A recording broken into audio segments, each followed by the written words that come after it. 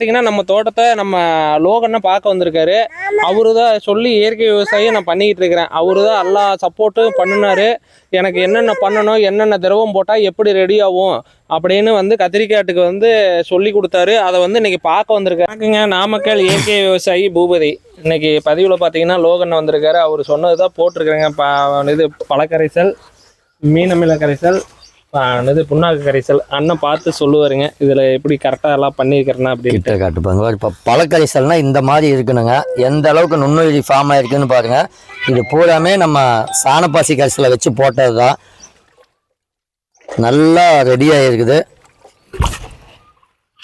வாசமாக சரக்கே தோற்று போயிரு அந்த அளவுக்கு பழக்கரைசல் அருமையாக இருக்குது. ஏன்னா இவர் எக்ஸ்ட்ரா நான் போடுறத விட எக்ஸ்ட்ரா நிறையா பொருள் கூட சேர்த்திருக்காரு. இந்த பட்டா கிராம்பு இந்த மாதிரி ஐட்டங்கள்லாம் நிறையா சேர்த்திருக்காரு. இது பார்த்தீங்கன்னா மீனமிலம். இது வந்து பழக்கரைசல் அப்படின்னாவே உங்களுக்கு பொட்டாசு வளர்ச்சி ஊக்கி அனைத்துமே இதில் சேர்ந்துக்கு. இது வந்து மீனமிலம். இப்போ நம்ம சாணப்பாசி கரைசலை வச்சு போட்டது. மற்ற மீனமிலமெல்லாம் பார்த்தீங்கன்னா 40 நாள் 50 நாள் ஆகும், முழுசாக மீன் கரையாது. ஆனால் இந்த மீனமிலத்தில் உங்களுக்கு ஒரு 2 to 3 நாளிலே மீன் கரைஞ்சிது. செலவும் பார்த்தீங்கன்னா கம்மி. நாட்டு சர்க்கரை வந்து பார்த்தீங்கன்னா 3ல் 1 பங்கு போட்டிங்கன்னாவே போதும்.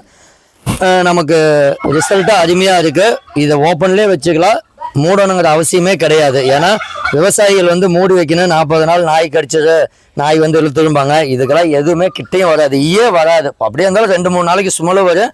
லைட்டாக வரும். 3 நாளைக்கு மேலே ஆயிடுச்சுன்னா எதுவுமே வராது. பாருங்க, புண்ணாக்கு கரைசல் கொண்டு வா. அப்படியே நல்லா ஜூம் பண்ணி காட்டு. புண்ணாக்கு கரைசல்னா இந்த மாதிரி ஃபார்ம் ஆகணும். நிறைய பேர் நம்மகிட்டே கேட்பீங்க புண்ணாக்கு கரைசல்னா எப்படி இருக்கணும்ட்டு. எந்த அளவுக்கு ஃபார்ம் ஆகிருக்குது பாருங்க. இது எல்லாமே நுண்ணுயிரி பெருக்கம் தான். காரணம் நம்ம சாணப்பாசி கரைசல் அப்படிங்கிறது விவசாயிகளே தயாரிச்சுக்கலாம். அப்படி தயாரிக்க முடியாதவங்களுக்கு நம்ம தரோம். 1 லிட்டர் வாங்கி மல்டிப்ளை பண்ணிட்டீங்க அப்படின்னா அதை வச்சா மீண்டும் மீண்டும் மல்டிப்ளை பண்ணிக்கலாம். இந்த சாணப்பாசி கரைசல் இருந்தால் தான் இந்த மீனமிலமும் போட முடியும், புண்ணாக்கு கரைசல் போட முடியும், பூச்சி விரட்டி போட முடியும், அனைத்துமே போட்டுக்கலாம். ஏன்னா ஒரு விவசாயி அடிக்கடி உரக்கடைக்கும் மருந்து கடைக்கும் போகிறதுனால தான் உங்களுக்கு செலவு அதிகம் ஆகுது. இது புண்ணாக்கு தான். ஆமாம், புண்ணாக்கு கரைசல். செலவு கரைசல் அங்கே இருக்குதா, அதையும் பார்த்துருவோம். இந்த மாதிரி செலவு அதிகாகும். செலவு குறைக்கிறதுக்காக மட்டுமே இது. ப்ளஸ் மண்ணையும் வளப்படுத்தியது. நீங்கள் உரத்தை போட்டீங்க அப்படின்னா மண் வருஷத்துக்கு வருஷம் கெட்டுக்கிட்டு இருக்கு. அதே இந்த மாதிரி இடுபொருள்களை போட்டீங்க அப்படின்னா மண் வளமாகிக்கிட்டே இருக்கு. இப்போ இதை வந்து நம்ம தயாரிச்சாச்சு.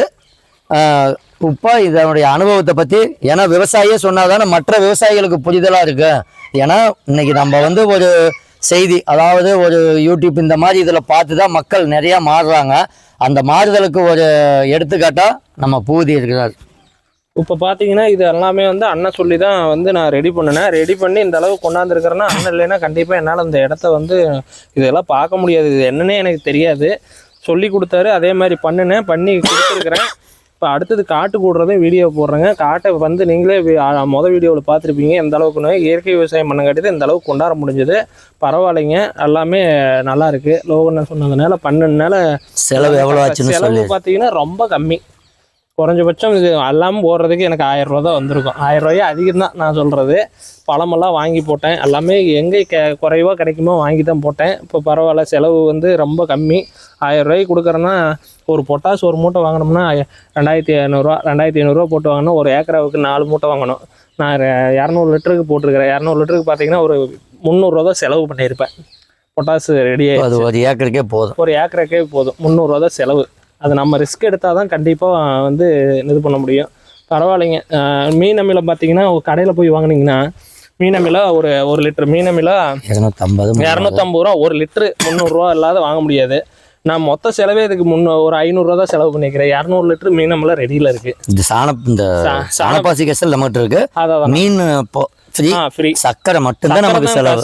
3ல் 1 பங்கு 8 கிலோ 8 5 40 400 ரூபா 500 ரூபா வச்சுக்கலாம். 500 ரூபா அந்த கணக்கு போட்டு தானே நான் சொன்னாங்கண்ணா. 500 ரூபா இது போட்டாங்கண்ணா. 10 கிலோ போட்டாங்கண்ணா. 8 கிலோவுக்கு 10 கிலோவா போடலான்னு. உங்களோட கத்திரி செடி போட்டுருக்க ஒரு ஏக்கருக்கு இந்த 200 லிட்டரு கடைசி வரைக்குமே மீதி.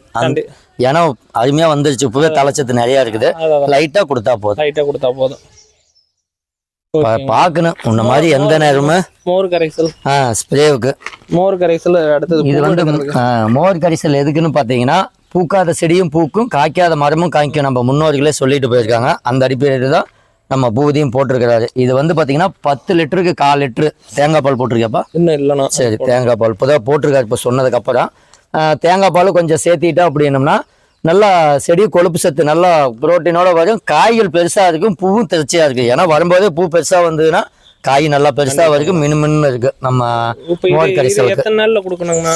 மோர் போட்டு ஒரு 4 நாள், 4 நாள், அதுக்கப்புறம் தேங்காய் பால் ஊற்றி ஒரு 3 நாள், 7வது நாள் நம்ம அதெல்லாம் எவ்வளவு நாள் வேணாலும் கொடுக்கலாம். 10 நாளைக்கு தான் வச்சிருக்கணும், 5 நாளைக்கு தான் வச்சிருக்கணும்னு சொல்லுவாங்க. நான்லாம் மாச கணக்கில் வச்சிருந்து பயன்படுத்தினேன். நம்ம அனுபவத்தை தான் நம்ம சொல்லி கொடுப்போம்.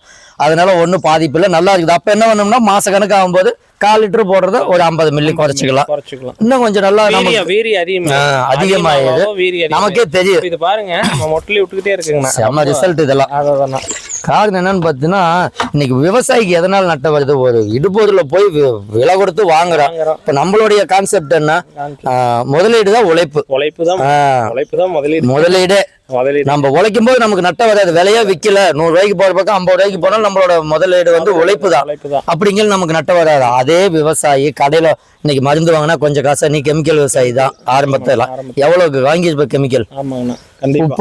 உப்பு எதுவுமே செலவு. ஃபர்ஸ்ட் டைம் கொஞ்சம் மூவிங் வரையில சிரமமா தான் இருக்கு, கொஞ்சம் அப்படி இப்படின்னு பண்ணி கொண்டு வந்தலாம். 2வது டைம் 3வது டைம் நீ 10 பேருக்கு சொல்லி கொடுக்குற அளவுக்கு வந்துருயா. அதெல்லாம் ஒன்றும் பயப்பட தேவையில்லை. 2வது பயம் இருக்கக்கூடாது.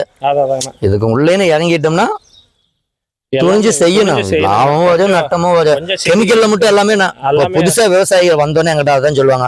ஆனா நம்ம இது மாதிரி வந்தா இயற்கைக்கு வந்தா என்னால ஒன்றும் பண்ண முடியல விட்டுட்டும்பாங்க. கெமிக்கலுக்கு போனோன்னு மட்டும் ஜெயிச்சிருவாங்களா? அதுலயும் தோல்வி வரும், இதுலயும் வரும். வந்தாலும் அதை நம்ம சரி பண்ணி பயப்படாம கொண்டுகிட்டு வரணும். பார்த்தீங்கன்னா இயற்கை விவசாயி லோகு, நாமக்கல் டிஸ்ட்ரிக்ட். இப்போ பார்த்தீங்கன்னா நம்ம பூபதி பேசுவார். வணக்கங்க, நான் பூபதி இயற்கை விவசாயி பேசுகிறேங்க. லோகண்ணை வந்து இன்னைக்கு நம்ம காட்டை வந்து பார்க்க வந்திருக்காரு. அவர் சொல்லி தான் எல்லாமே பண்ணி பார்த்தீங்கன்னா இயற்கையில் எல்லாமே வந்து நல்லா இருக்கு. ஏன்னா கஷ்டப்பட்டு தான் வரணுங்க. நான் வந்து கஷ்டப்பட்டு அண்ணன் சொன்னார், பண்ணுங்கண்ணே கண்டிப்பாக வந்துடலாம் அப்படின்னு சொன்னார். ரொம்ப செடி வந்து மோசமாக இருந்தது, ரொம்ப கண்டிஷனில் தான் இருந்தது. அவர் சொன்ன மாதிரி அவர் என்னென்ன பண்ணுன்னு சொன்னாரோ அதையெல்லாம் கரெக்டாக பண்ணின ஒருபாடு இப்போ பரவாயில்லைங்க, செடி நல்லா இருக்குது. எல்லா செடியும் பார்த்தீங்கன்னா இதே மாதிரியே இருக்குது. நான் நிறையா தோட்டத்தை போய் பார்த்தேன், இதே மாதிரி முருகுலியாக இருக்குது. நம்மளதுலேயும் 1-2 தான் இருக்குது செடி. நல்லா எல்லாமே பாருங்கள், நம்மளது 1-2 இருக்குது முருவிலே. நம்ம எந்த மருந்து அடிக்கிறீங்கிறது பார்த்தீங்கன்னா எல்லாமே இதே மாதிரி தான் இருக்குது. நம்ம செடி மருந்து அடித்து பயோவில் அடித்து கொண்டாடுறனால செடி பூராமே எல்லாமே நல்லா கலராக இருக்குது. பூ எடுத்துக்கிச்சு. இப்போ பூ எடுக்கிற டைம் ஆயிடுச்சு. இவ்வளோ செடி ஆன முறைப்பாடு இப்போ பாருங்கள், யாருமே நம்ப மாட்டாங்க. ஒரு 50 நாளத்த செடினா இடுப்புக்கு இருக்குதுன்னா யாரும் நம்ப மாட்டாங்க. அந்த அளவுக்கு செடி வந்து இயற்கையில் பண்ணுறதுனால தான் இந்த அளவுக்கு இருக்குது. மண்ணு கெடாது, மண்ணு வளமாகவும் இருக்கும். மண்ணுக்கு வளமா இருக்கிறதுக்கு. 2வது இப்போ ஆரம்பிச்சு கொஞ்ச நாளிலேயே இந்த இதுனா நான் 2-3 பேட்ச் போயிட்டா நம்ம மண் எப்படி இருக்கு? சூப்பரா இருக்குங்கண்ணா. ஒரு ஒன்றும் இல்லைண்ணா, 50 நாள்லயே செடி இந்த அளவுக்கு இருக்குது, மண்ணு நல்லா இருக்குதுங்களா. ஒரு 2-3 வருஷம் மண்ணில் பார்த்தீங்கன்னா அந்த காட்டில் வந்து வேற மாதிரி இருக்குங்கண்ணா. 2வது கெமிக்கல் போட மண்ணினுடைய தன்மை வந்து நுண்ணுயிரி பெருக்க இழந்துகிட்டு வரும். நீ இயற்கையில் இந்த சாணப்பாசி கரைசல், கீமிக்கு எண்ணெய் கரைசல் இதெல்லாம் நம்ம இன்னும் கொஞ்சம் தான் கொடுக்குறோம். இன்னும் கொடுக்க ஆரம்பிச்சிட்டோம் அப்படின்னம்னா இன்னும் வந்து இன்னும் 10 நாளைக்கு முன்னாடியே செடி வளரும். அப்ப என்ன பண்ணணும்னா நம்ம கொடுக்க வேண்டிய இடுபொருளை குறைச்சிக்கலாம். எனக்கே ஆச்சரியமா இருக்குதுங்கண்ணா, இந்த செடியை வந்து இவ்வளவு வளர்த்தி வந்திருக்குதுன்னா நம்ப முடியலைங்கண்ணா. 50 நாளத்த செடினா யாரும் நம்ப மாட்டாங்க. வந்து பாக்குறீங்களே செடி இப்போ 2-3 நாள் வந்து உனக்கு நாத்து கொடுத்தவரே வந்து கொடுத்தவரு எல்லாரும் பார்த்துட்டாங்க. அவரே வந்து எனக்கே ஆச்சரியமா இருக்குது. அவரு எல்லாம் பண்ண வேண்டானாரு, தம்பி உன்னால மருந்தடி ஏன் இப்படி செடி போட்டு வச்சுக்கிறாரு. இருந்தாலும் நம்பிக்கையோட எனக்கு வந்து நம்பிக்கை இருந்தது, நம்பிக்கையை கொண்டாந்துட்டேன். இப்போ அடுத்தது பூ எடுத்ததுன்னா போதுங்க. இப்போ மோர் கரைசல் போட்டிருக்கிறேன். மோர் கரைசல் நுண்ணூட்டம் மெயினா பூ எடுக்கல அப்படின்னாவே நுண்ணூட்டம் நம்ம சத்தை வந்து குறைச்சிக்கணும். அதாவது இயற்கையில பண்ணும்போது பாத்தீங்கன்னா இயற்கையாவே மண்ணுல காத்துல சூரிய ஒளியில இருக்கிற சத்தை செடி எடுக்க ஆரம்பிச்சிருச்சுன்னா நமக்கு செலவு குறையும். ஆனா அது வரைக்கும் நம்ம கொஞ்சம் கஷ்டப்படணும். எதையுமே கஷ்டப்பட்டாதானே ஒரு இடத்த தொட முடியும். ஒரு எல்லையை பிடிக்கணும்னா நம்ம கஷ்டப்படணும். சும்மா வந்து நம்ம மேல போனோம்னா முடியுங்களாண்ணா? முடியாது. ஒண்ணு தேடுதல் வேணும். கத்திரி செடியில எனக்கு அனுபவமே இல்லைங்கண்ணா. கத்திரினா எப்படி நடுறது எப்படி கொண்டாடுறதுனே தெரியாது. இதுதான் முத வரங்கன்னா இதுதான் ஃபர்ஸ்ட் பேட்சே. கத்திரியில ஃபர்ஸ்ட் பேட்சே இதுதான். விவசாயத்தில் காய்கறியில் இறங்குறது மித்ததெல்லாமே தெரியுங்கண்ணா. விவசாயத்தில் காய்கறியில் இதுதான் ஃபஸ்ட்டு இறங்கியிருக்கிறேங்கண்ணா. பரவாயில்ல, இந்த அளவுக்கு வந்து கொண்டாந்ததுன்னா எனக்கு ஒரு பெரிய ஆச்சரியம். நல்லா பண்ணிடுவோன்னு எனக்கு நம்பிக்கை இருக்குது. கண்டிப்பாக பண்ணுங்க, என்ன சப்போர்ட் வேணாலும் பண்ணுவோம். கண்டிப்பாங்கண்ணா. நம்ம அந்த பழ கரைசல் இதெல்லாம் போட்டிருக்காங்கண்ணா, அதை போய் பார்ப்போம். சவுண்டு